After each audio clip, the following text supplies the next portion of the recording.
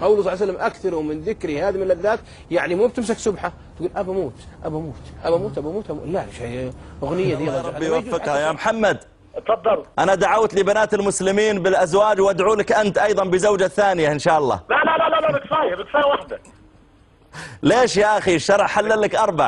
لا يا طويل العمر بكفاية واحدة بس الله يعيننا عليه. طيب بارك الله فيك. يا شيخ سعد. الله يحييك، أهلا وسهلا. أحبكم في الله، الله يحفظكم. أحبك الله وأسعدك. تفضل يا جعفر. شيخ أنا عندي 3 أسئلة. تفضل. ترى أبيك تقول للشيخ عبد الله أحبك لأنك يا غار شوي. الله يسلمه، وبعد نحبه في الله كذلك. بس كأنك مطلعها من غير نفس، ماشي ما أنت. لا ما أنت أبو نعيم هذا فاضل كبير من شيوخ البخاري الكبار، طرق الباب عليه طارق ففتح الباب. لا قبل ما يفتح قال من؟ قال الطارق أنا رجل من ذرية آدم. قال أهلا وسهلا، ما ظننت أنه بقي من ذرية أحد. كذا سمع أبو الفضل بن دكان قال ما اسمه؟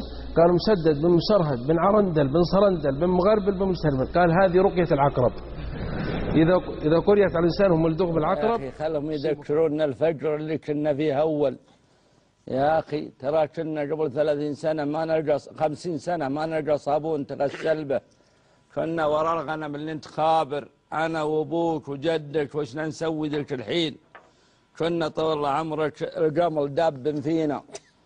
صحيح الله تعالى أغنانا، ما كنا نعرف الشامبو ولا نعرف الصابون ولا نعرف شيء، نكد ونشتغل ونتعب ومروحين. الله تعالى من علينا الآن يا أخي. فإذا رأينا هؤلاء خلنا نتذكر ما نحن فيه من النعمة ونرحمهم. كانوا يجيبون الناس من دول إفريقيا ويجيبونهم من مكة والمدينة ويعلمونهم إيش؟ الدين والعقيدة، ثم يرجع لديرته يصبح إيش؟ يصبح عالم. حشش أنت محشش أنت راسك ذا، يصبح عالم. تخيل يجون يدرسونه يرجع.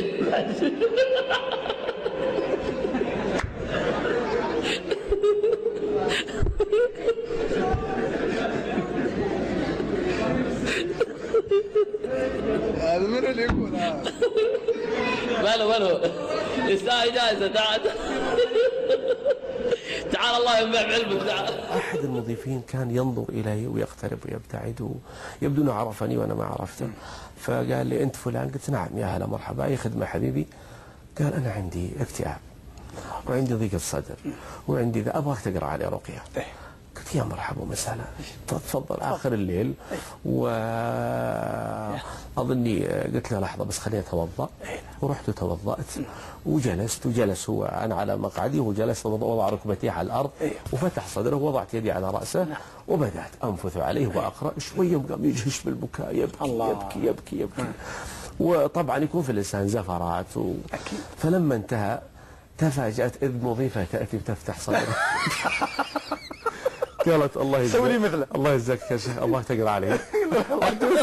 المشكلة انك لاحظ يعني في هجيع ليل ما في درجة الأفق إلا أنا وحدي، ودخلت المضيفة وحدها، الرجل ذاك راح أثرها ترمقه وتشوف القراءة والبكاء وتهيج عندها الأحزان، فجاءت مباشرة تبي تفتح يعني درعها حتى أقرأ. قلت لا معليش يا بنتي. قالت الله يخليك أنا لابد هذه فرصة. هذا من مناسبة من الطرائف. نقول من الأمور العجيبة أن قديما قبل الدولة السعودية في أيام حكم الأشراف كان أحد السدنة يلبس ما يعرف بالحجاز ستيرية يعني، وفيها جيب ومعه مفتاح الكعبة. عاد مفتاح الكعبة فيه طول، يعني نفرض هذا المفتاح طويل جدا، فهو وضعه هكذا، فنصف المفتاح في الجيب ونصفه ظاهر، والناس تعرف ان هذا من بني شيبة وتعرف ان هذا مفتاح البيت. فأخذ يدعو، فجاء أحد الحجاج قال تدعو وش تبغى؟ مفتاح الكعبة في جيبك. يعني ماذا تطلب من الله؟ يعني دع الدعاء لنا. طبعا هذا فهم بسيط، كل واحد زعلان جدا من مراته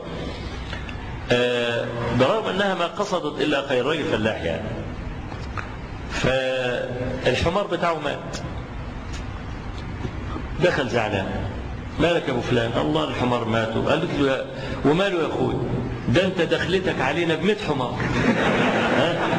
ده كفايه دخلتك عليه. ده 100 حمار يا وليه؟ يعني مش حمار واحد. بعد ما صليت فيهم جاني واحد في الخمسينات من العمر، جاني وقال لي فلان الفلاني؟ قلت ايه. قال عرفتك من صوتك. قلت عرفتني من صوتي؟ شوي الا ينادي خويه يا فلان في المطار، يا فلان. جاء خويه قال له خالد الراشد. قال لي خالد الراشد. قال مثلث الجماعات. قلت اعوذ بالله. قلت اعوذ بالله. وش مثلث الجماعات؟ قلت احنا نجمع جماعات ما نفرقها الله يبارك فيك. قال لا قلت الشريط.